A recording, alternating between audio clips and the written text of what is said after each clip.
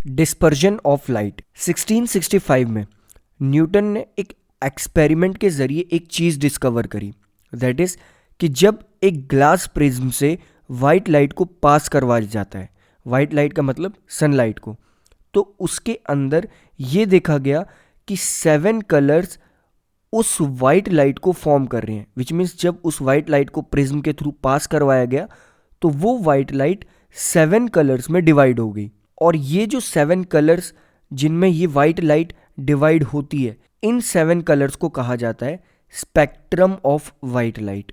और ये जो फिनोमिना होता है जिसकी वजह से ये वाइट लाइट 7 कलर्स में डिवाइड हो पाती है, इस फिनोमिना को कहा जाता है dispersion of light.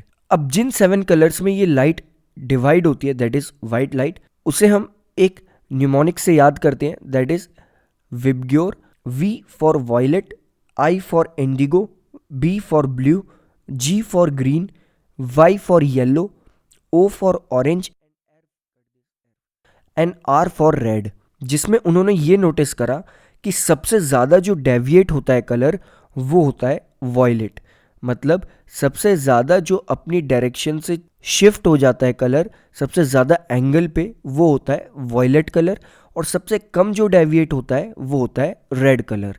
But the question is कि क्या रीज़न होता है कि एक वाइट लाइट 7 कलर्स में डिवाइड हो जाए जब उसे एक प्रिज्म से पास करवाया जाए। सो द आंसर इज कि जब वाइट लाइट को एक प्रिज्म से पास करवाया जाता है तो उसके अंदर जिस कलर से वो बनी है उसके अंदर के वो कलर्स अलग अलग स्पीड पर मूव कर रहे होते हैं, दैट इज ग्लास प्रिज्म के अंदर। वो कलर्स ग्लास प्रिज्म के अंदर अलग अलग स्पीड पे मूव करते हैं और अलग अलग जगह से, दैट इज लोकेशन से बाहर निकलते हैं, और इस पूरे फिनोमिना को कहा जाता है dispersion. So we can say dispersion के पीछे एक रीजन होता है, that is the speed of different colour is different.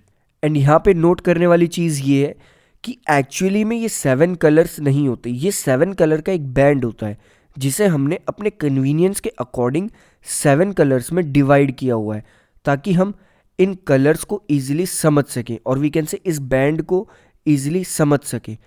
और इस बैंड को हम एक और नाम से जानते हैं, that is spectrum of white light. यहाँ नेक्स्ट चीज़ नोट करने वाली ये है कि रेड कलर सबसे कम डेविएट हो रहा है, इसका मतलब रेड कलर की वेवलेंथ सबसे ज़्यादा है। And second thing is that कि वॉयलेट कलर की वेवलेंथ सबसे कम होती है। लेकिन अब जो ये 7 कलर्स में ये वाइट लाइट डिवाइड हुई है, एग्जैक्ट ऐसे ही इसके आगे एक और प्रिज्म ऐड कर दिया जाए तो क्या होगा? जब इस 7 कलर के स्पेक्ट्रम के आगे एक और प्रिज्म ऑपोजिट डायरेक्शन में रख के ऐड कर दिया जाए तो ये 7 कलर्स दोबारा एक वाइट लाइट में उस दूसरे प्रिज्म से बाहर निकलेंगे। दैट इज सबसे पहले एक वाइट लाइट एंटर करेगी पहले प्रिज्म में, फिर वो 7 कलर्स में डिवाइड हो जाएगी। इसके बाद ये 7 कलर्स दूसरे प्रिज्म में एक तरह से एंटर करेंगे और फिर बाहर निकलेंगे। ये 7 कलर्स एक जगह कंबाइन होके एज अ वाइट लाइट। ये इसलिए होता है क्योंकि जिस सरफेस से लाइट ने एंटर करा, दैट इज पहले प्रिज्म का वो लेफ्ट वाला सरफेस, एंड जिस सरफेस से वो बाहर निकली, that is white light, that is दूसरे प्रिज्म का वो राइट वाला सरफेस। ये दोनों सरफेस आपस में पैरेलल हैं, और पैरेलल और we can say rectangular glass slab से जब वाइट लाइट या लाइट एंटर करती है तो जिस डायरेक्शन से वो एंटर करती है उसी डायरेक्शन से बाहर भी निकलती है। सो वी कैन से जैसी वो एंटर करती है उसी तरह से बाहर भी निकलती है। सो इसीलिए जब हम दो प्रिज्म को एक जगह अटैच करके उसमें से वाइट लाइट को पास करवाएंगे तो वहाँ से वाइट लाइट ही एमर्ज होगी, यानी कि सेकंड प्रिज्म से वाइट लाइट ही बाहर निकलेगी।